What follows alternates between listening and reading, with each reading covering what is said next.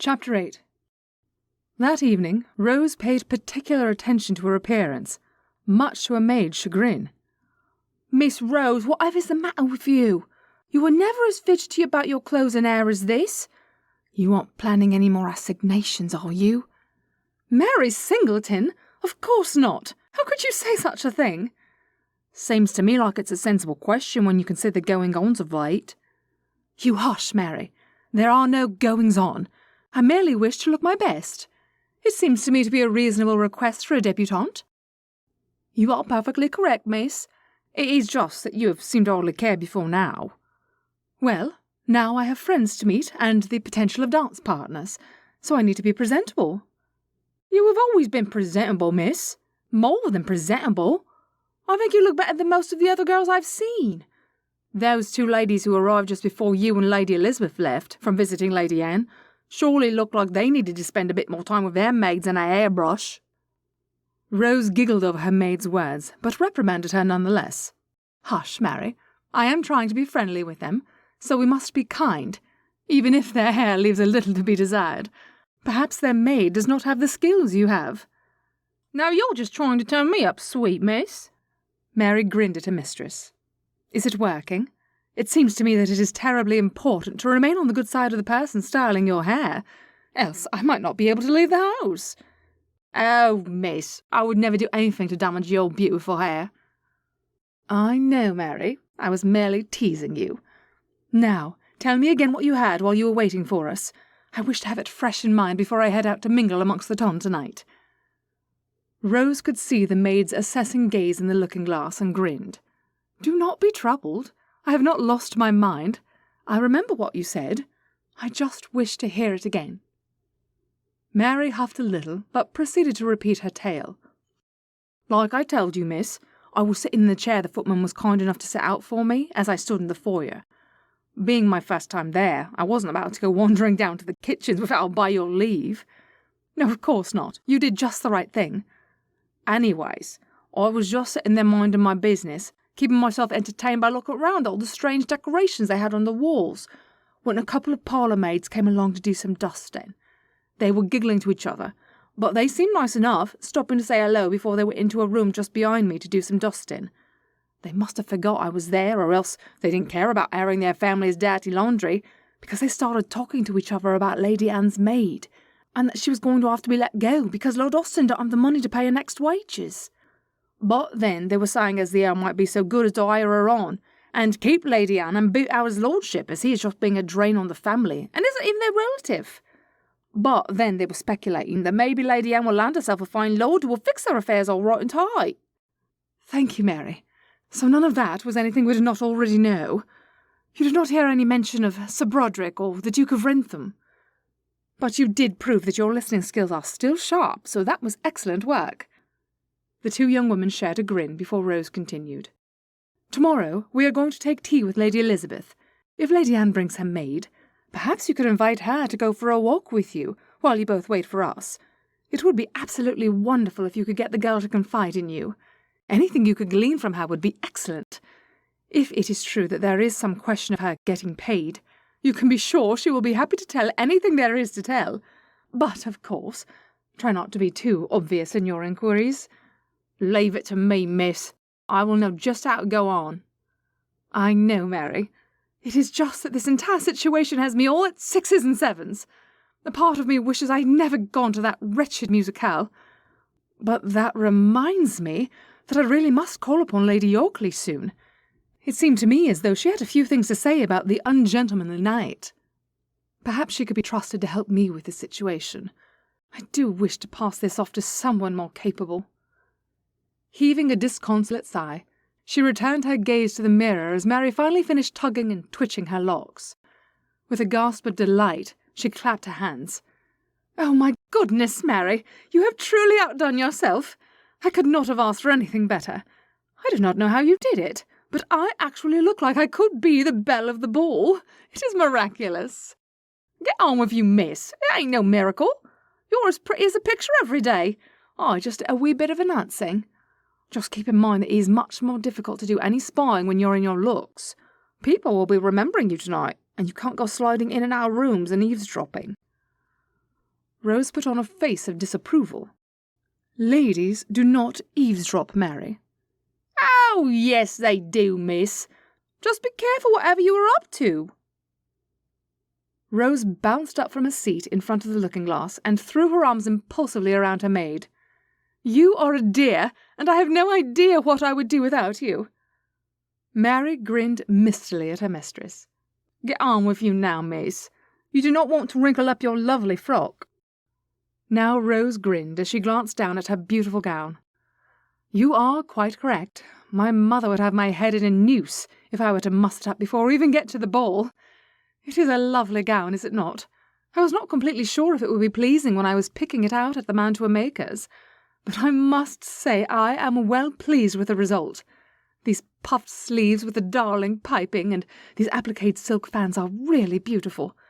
But it is certainly a good thing that I will be wearing gloves, as this is not the most practical attire for a cool late autumn evening, I must say.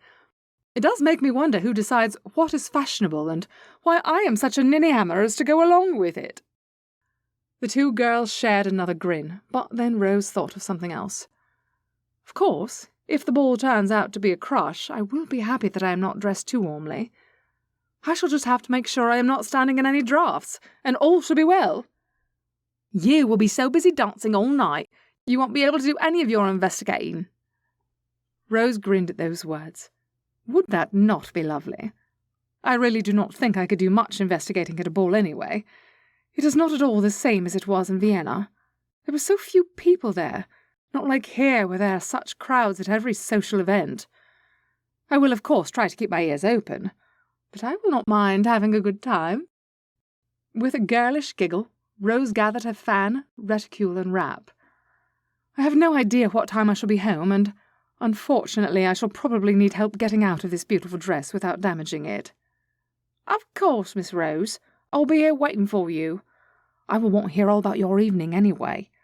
My only advice is to have a care to your reputation and steer clear of the Duke.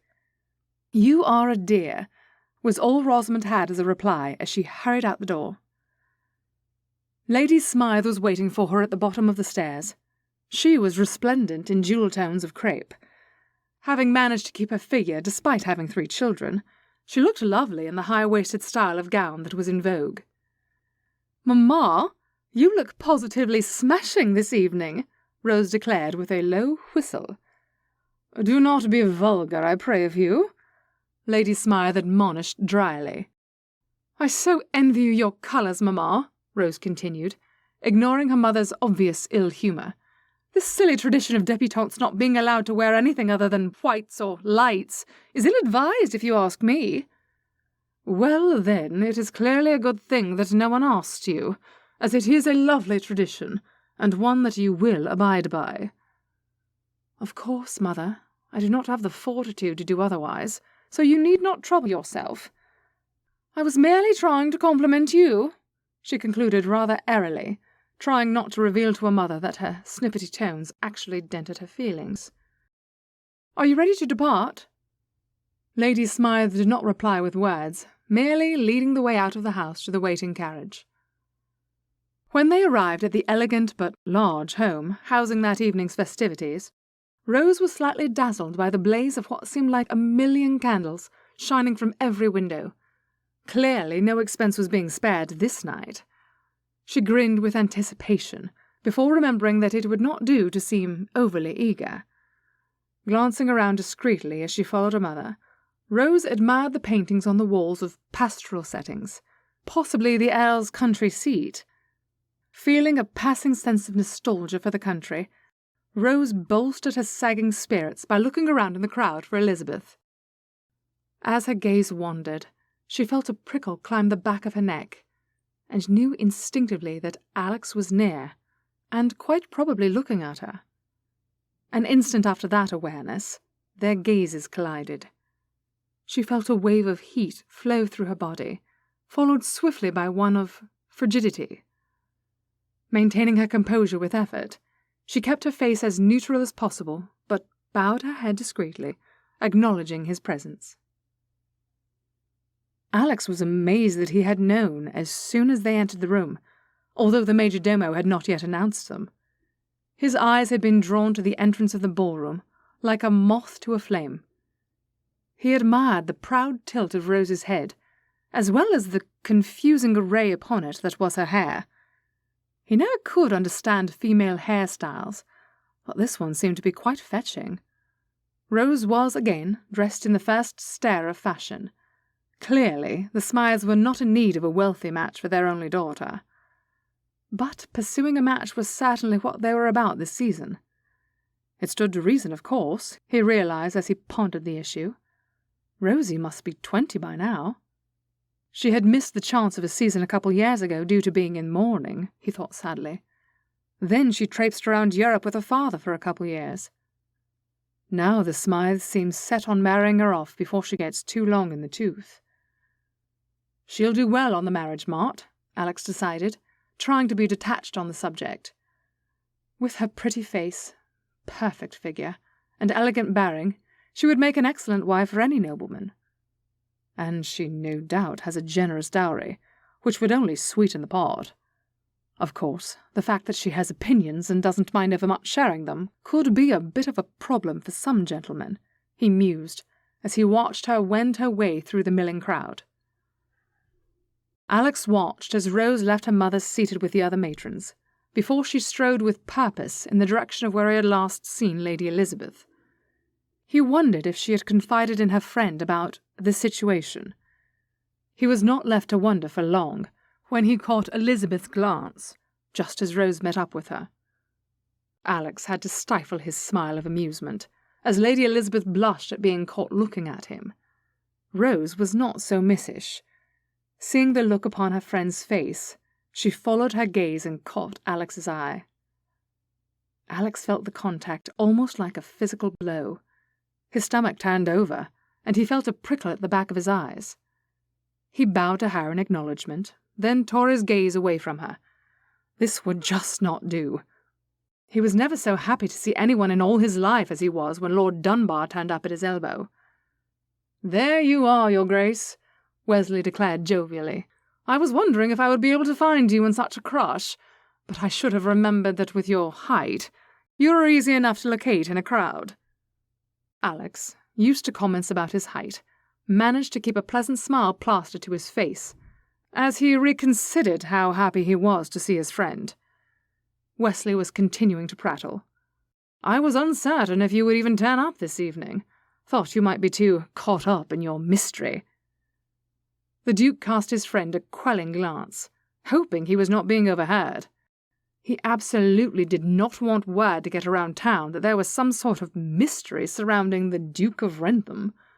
He could just imagine the uproar that would cause, and he felt a shiver of dread slither down his back. "Are you in your cups, my lord?"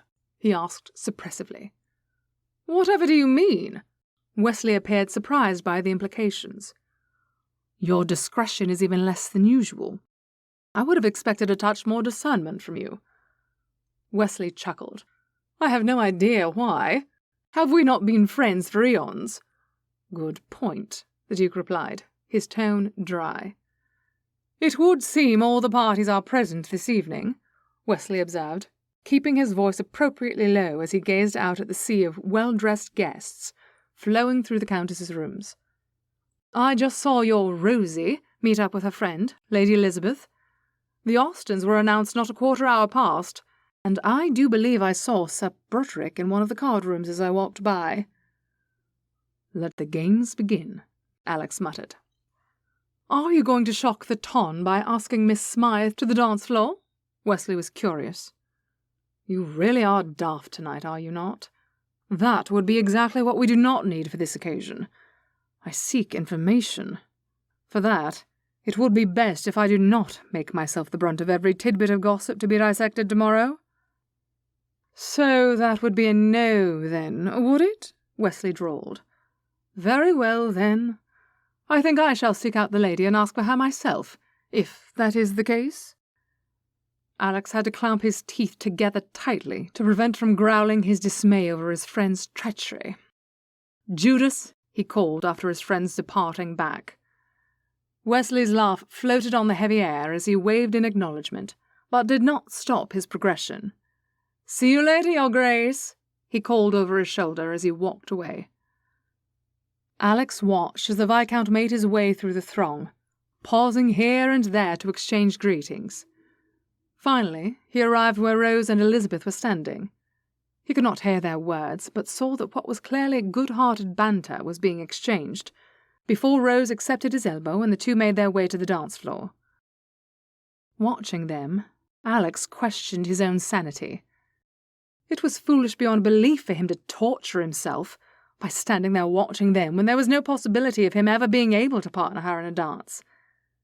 But there was a degree of pleasure in the watching as well. She danced with such graceful, economical movements.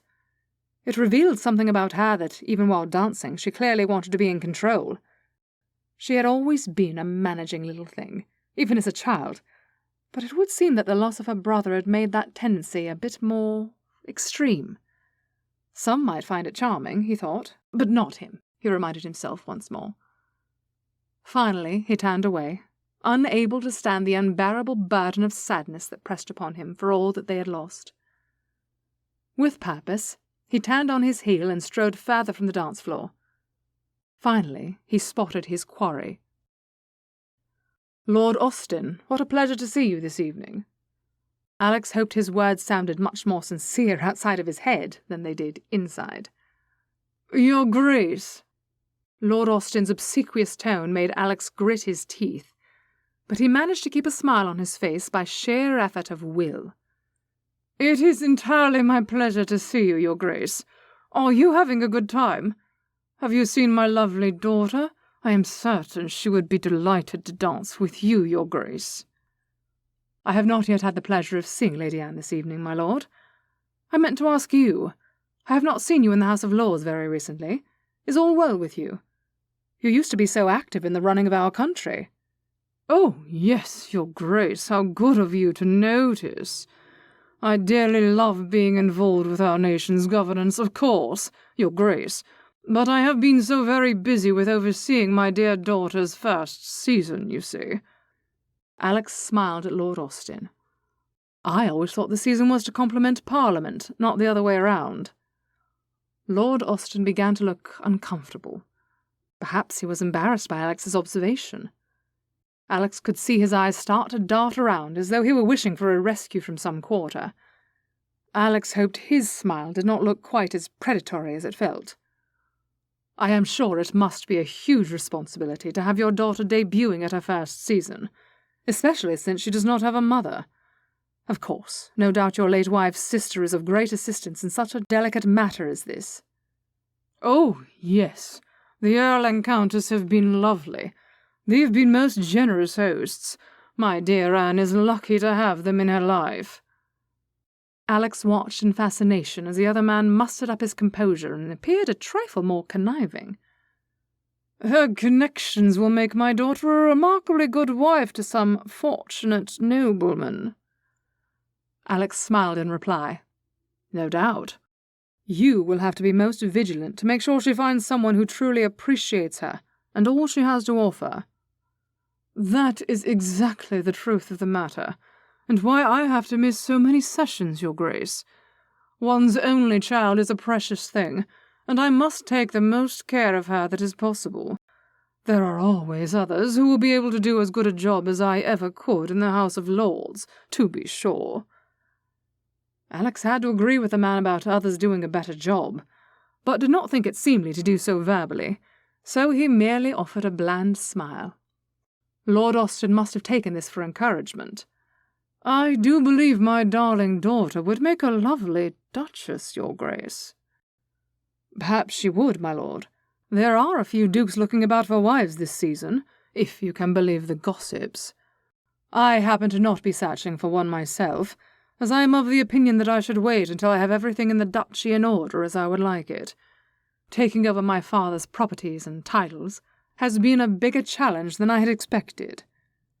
Of course," Lord Austen murmured, trying to sound sympathetic, but Alex distrusted the calculated gleam that had taken root in the other man's eyes. The Duke feared he had just given added motivation to the scheme against him, but then he reassured himself that he would prefer an attack the more open the better, rather than waiting around wondering about it. He was not surprised when he heard an oily voice from behind him. "Well, well, well, what a surprise to see you talking with the Duke of Wrentham." Alex had to work hard to keep the sneer from his face as he turned to greet Sir Jason Broderick. "Sir Broderick?" It was not in him to lie any further by saying it was a pleasure to see him. He merely bowed his head slightly in greeting. "Good evening, Your Grace. Lord Austen, how good to see you. I trust you are well. Are you gentlemen enjoying the ball so far?" "I have yet to spend any time on the dance floor, which I should really give some attention to. I was enjoying a little visit with Lord Austen here." Alex kept his explanation short and opened the way to make his escape. "Oh, yes, Sir Broderick. I am having a fine time this evening.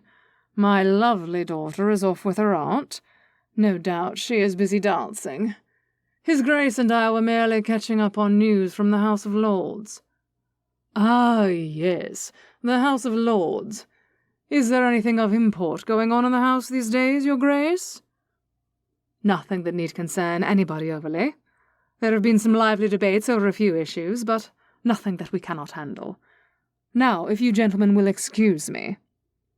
Alex made good his escape, managing not to allow his sigh of relief to be audible.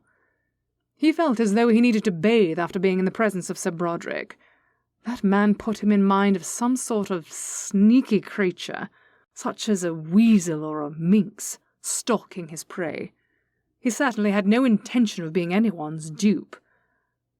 As he had been talking with what he was beginning to seriously consider were his enemies, he had been keeping half an eye upon Rosie and her progress through the room. Having the advantage of height meant he was able to observe the goings-on of the ballroom more easily than others. He was glad to see she appeared to be having a good time. It had taken Rose a few tense seconds to overcome that moment with Alex where their eyes had met. It had felt like such a significant experience, but she hastened to shove it to the corner recesses of her mind.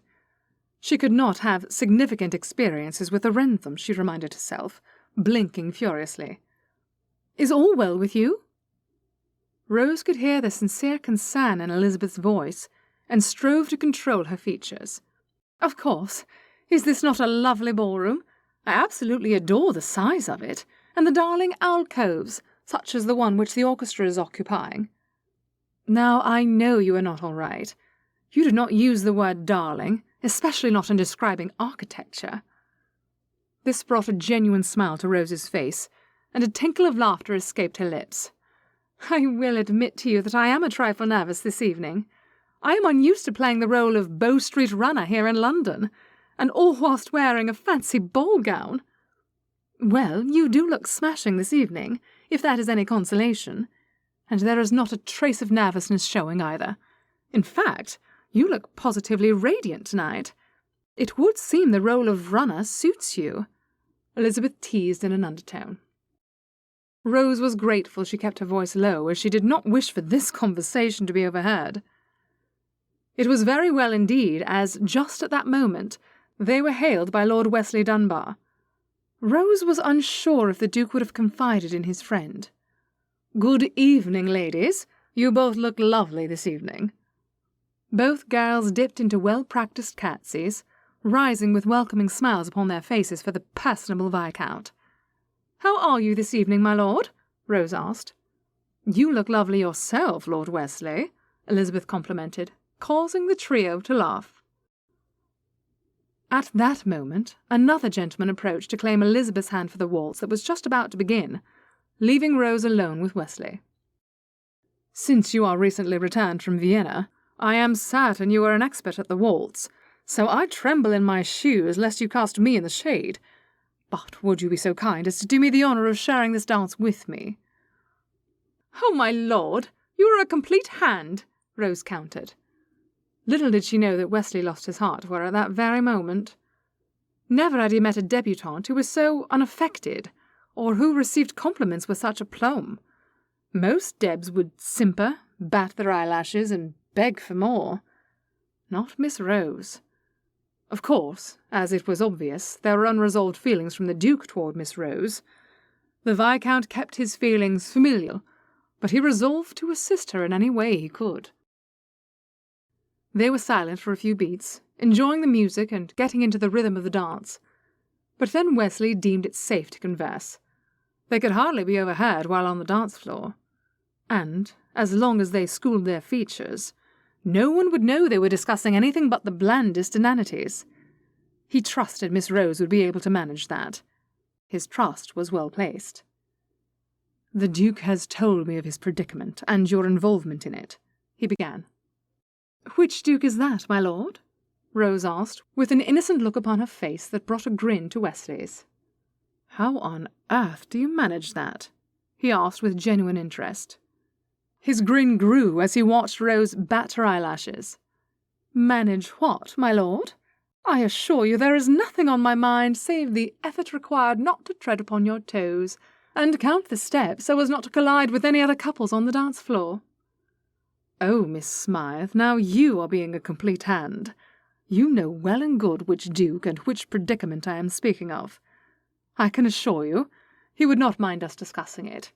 In fact, given the sticky situation of your family's feuding, it would no doubt be best if I act as mediator between the two of you. Do you not think it would be best if the fewer people were involved as possible? There are reputations at stake, and we do not wish to cause the very situation we are trying to prevent. No one with any knowledge of this wishes to find themselves in the parson's mousetrap, not even you, my lord." Wesley was disconcerted by her straight, intelligent stare as she looked at him directly in the eye for a beat before looking away with a social smile firmly in place. "This girl is skilled at this sort of prevarication," he marvelled to himself, wondering how the straight-laced Duke would feel about that sort of information. "I swear to you, I will preserve any confidence you share with me, and do my utmost to protect anyone's reputation who might become embroiled in this affair. And I promise you that I do not have designs upon your dowry, as my own pockets are sufficiently well lined." This was exactly the right thing to say, Wesley observed, as Rose threw her head back and chuckled huskily. He watched in fascination as she brought her sparkling gaze back to his, and slowly sobered. "Very well, my lord. I will bring you into my confidences if that is your wish. You shall soon see that it is not all that exciting, but is terribly complicated. I find that I actually like Lady Anne, although she strikes me as being a trifle simple. I have come to believe that she is somewhat innocent in this. While she may be involved in a plot to entrap the Duke, I do not believe she means him any ill will, but actually considers that he would be a suitable mate. I think she is being manipulated by her father and his friend, Sir Broderick." Wesley watched as a myriad of emotions chased themselves fleetingly across her face, before she was again wearing her mask of social behaviour. "Now, that does not really change anything. It merely makes it a little more difficult, as she has gained my sympathies. I still have no wish to see the Duke entrapped by anyone, least of all Sir Broderick." "You say that as though you have reasons other than loyalty to an old friend motivating you," Wesley observed. "Does that matter?" Rose countered. "Not really. I just find it interesting is all," Wesley answered, searching her face for more information, puzzled by her sweet smile. She turned his attention with her next question. "Do you know if the Duke has found out anything of import? Unfortunately, I have not as of yet, but I have a plan set for tomorrow to gain as much information as possible." "I have not had a chance to ask him. I know he was planning to meet with his solicitors and man of affairs earlier today, but we did not discuss it since." Wesley watched in fascination as Rose's eyes strayed toward the Duke as they passed him in conversation with Lord Austen and Sir Broderick. Despite her usual grace, she nearly missed a step as the dance turned them away. He watched the colour rise in her cheeks as she was embarrassed over her misstep. "I did not expect to see him actually talking to them. You do not think he would confront them in such a place as this, do you?" She was incredulous. Wesley grinned. "While the Duke does hate double-dealing, I can assure you that he is perfectly capable of it. Not only would he never wish to cause a scene that would embarrass his hosts, he would also never confront an enemy until he was certain he knew everything about the situation. No, I believe he is merely trying to make sure those two think he still knows nothing." Rose's eyes flicked back toward the Duke, but she quickly recovered herself. "How interesting," was all she had to say, causing the Viscount to prompt further. "Is that all you have to say? From the look in your eyes, it would seem you are thinking many more thoughts than that." He was gratified that this brought a genuine smile of amusement to her face. "Well, it is interesting, my lord. The Alex I knew, before he ever had an inkling that he would be a duke one day, hated anything that even hinted at being less than the truth. He would not even play games of make-believe when we were children. I find it hard to reconcile that Alex with one who could stand and converse pleasantly with someone we suspect is plotting against him." "That Alex had to grow up and learn that very few things in life are black and white," Wesley explained, which brought Rose's sharp gaze returning to meet his. "The two of you have been friends for a very long time, have you not?" she asked quietly. "We went to school together for many years." "You are the Wes he used to talk about?" she asked, her eyes again sparkling with interest. "He would regale me with tales of your adventures. I was always so jealous. I was not allowed to do nearly half the things he told me the two of you did." Wesley chuckled at the pout she displayed briefly before she joined him in a smile of amusement. "If it is any consolation, I was always jealous of the tales he would tell of his Rosie whenever he returned to school from the summer break." Rose grinned. "It is actually. Thank you, my lord." By this time their dance had come to an end, and they were standing on the side of the dance floor. "Should I escort you back to your mother?" Wesley asked quietly. "Heavens, no!" Rose laughed. "Elizabeth is just over there. I should like to rejoin her." Wesley bowed over her hand, gallantly placing a kiss to its back. As he stood, he could see Rose was unmoved by his efforts, as her smile was as friendly as previously, without a tinge of simpering maiden to be seen. Suppressing his sigh, he wondered if he was losing his touch with the ladies, and went off in search of a more susceptible maiden. Rose was still grinning as she came to Elizabeth's side. "Why are you looking like the cat who caught the canary?" Elizabeth asked with suspicion. Rose shrugged. "Lord Dunbar is starting to make me like this season business. It is not nearly as deadly dull as I had first thought." "That is good to hear," her friend remarked, as she turned to the next gentleman who had come to claim her hand for the dance. Rose was gratified to see that there were a few gentlemen waiting to ask her to dance. Both girls were kept energetically occupied for some time, managing to arrange for their escorts to bring them back so they could go into the late supper together. The two friends had a couple moments to talk as the gentlemen were filling their plates. "So, were you able to learn anything from Lord Dunbar? Did he make any reference to the Duke?" Elizabeth's curiosity had gotten the best of her, and she blurted out her questions quietly as soon as they were alone. "Not much, I'm afraid, but I did see Wrentham in conversation with Austen and Broderick. It turns out the sober Duke is able to act the spy when the need arises." Rose was still mulling that discovery over at the back of her mind, wondering if she might actually be able to confide in him. Remembering the feud, she shoved the possibility away once more. "I have realized I cannot discover anything of import at the ball, and have decided to just enjoy myself. The investigation can resume tomorrow when we have Lady Anne to ourselves." The two girls shared a conspiratorial smile before Rose continued. "Have I thanked you yet for your help? You are proving to be a true friend, and I so deeply appreciate it." Elizabeth looked surprised over her friend's words. "But of course, no thanks are necessary. I can assure you, as this is not my first season, it is proving to be far more interesting than usual being in London. I shudder to think what it will be like next season if I do not find a match. I shall be forced to sabotage any chances you might have in order to ensure you were here with me." Rose chuckled at her friend's words just as the gentleman returned, so no response was necessary. As the four of them chatted and ate, Rose felt a prickle along the back of her neck, and knew instinctively that the Duke of Wrentham had entered the room. Her breath hitched in her throat for a second, and she wondered rather frantically if it was always going to be thus. She hated what the Wrenthams had done to her family, but she so missed Alex's friendship, and she truly despised this strange awareness that she had developed for him. It had been so simple and uncomplicated when he was merely the boy next door who tolerated her presence when her brothers demanded that she shoo. She had always lived for the days when he was home from Eton, and they could wander through the countryside, climbing trees, fishing or riding.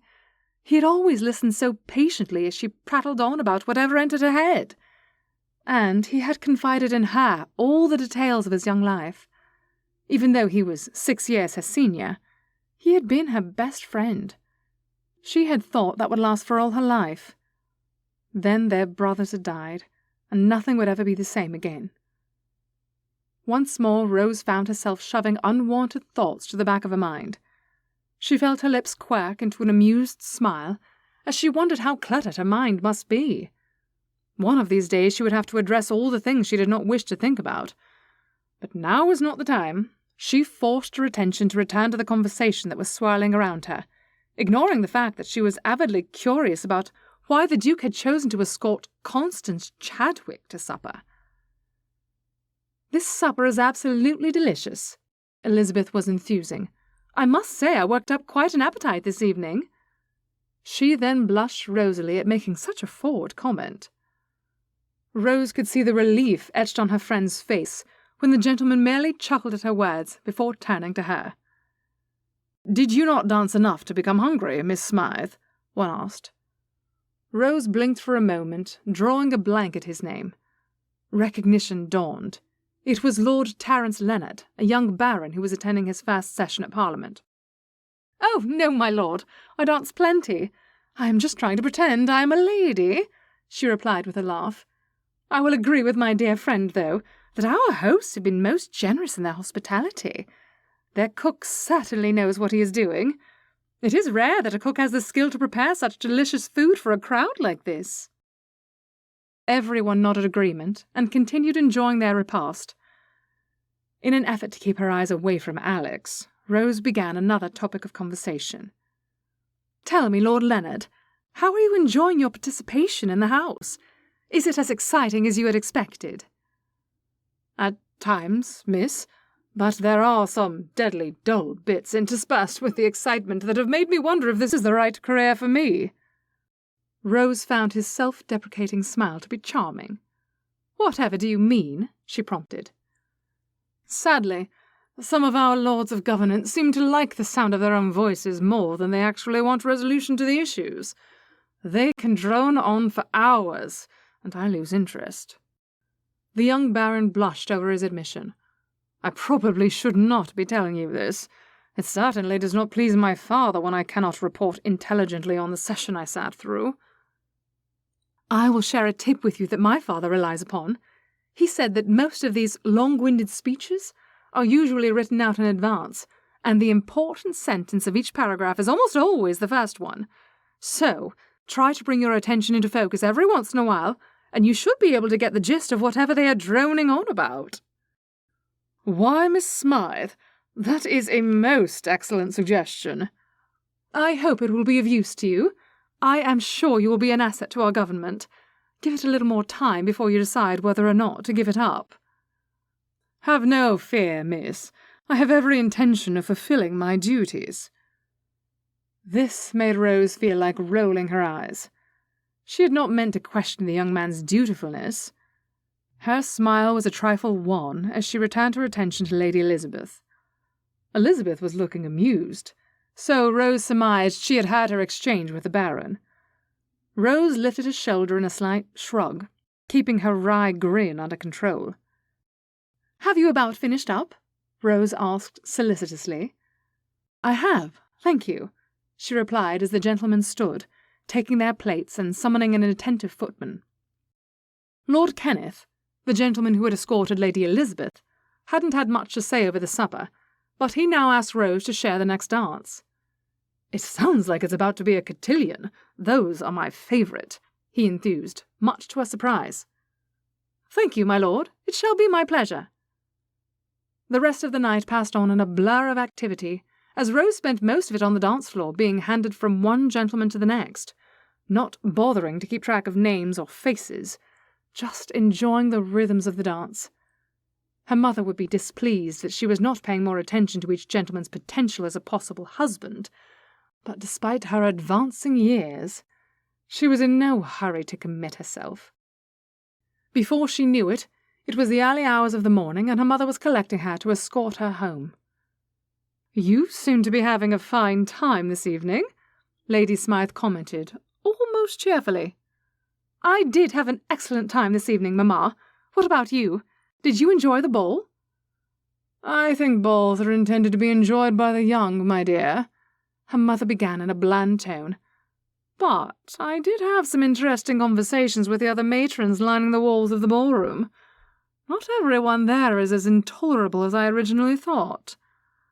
Rose laughed at her mother's choice of words. "I am glad you were able to tolerate your evening.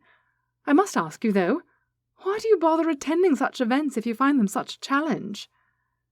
Rose's mother displayed the most emotion she had witnessed there in quite some time, as her features were etched in shock over her daughter's words. "I could never allow you to go out by yourself. It is my duty to chaperone and watch over you." Now Rose felt truly terrible. "Let us go home to Eastwick, then, Mamma. Neither of us enjoy the season overly. It would be much better to just be comfortable." "I do believe we have already had this conversation, Rosamond. You need a husband. The season is necessary to find you one. We shall prevail." Now Rose grinned at her mother. "I like the picture your words paint. Let us regard it as a battle we must fight and win. That shall add some needed spice to the blandness of the season." Her mother barely cracked a smile, but after a brief pause Rose pushed on. "Thank you, Mamma, for your efforts on my behalf. Knowing what a sacrifice it is for you, I want you to know that I do appreciate it. You were quite correct when you said I would not enjoy being the aging spinster aunt in my brother's home. If I cannot set up my own establishment, marriage is the best option. We shall prevail." Lady Smythe finally softened and allowed Rose to clasp her hand with affection. "It is what mothers do, make sacrifices for their children. And it is not as bad as all that. The orchestra this evening was rather skilled." "And was the food not delicious? Elizabeth and I were remarking on how skilled the cook must be to be able to prepare so well food for such a large crowd." "Speaking of the cook, why don't you sit in with me when I meet with the housekeeper next week? It is time for us to further your education on household management, and you have no experience with running a house in town." Rose smiled with genuine happiness at her mother. That would be lovely. They had finally arrived in front of their own house, and an attentive footman was holding open the door, waiting for them to alight. The ladies bade each other a good night, and went their separate ways to secure their rest. Tomorrow was going to be a big day.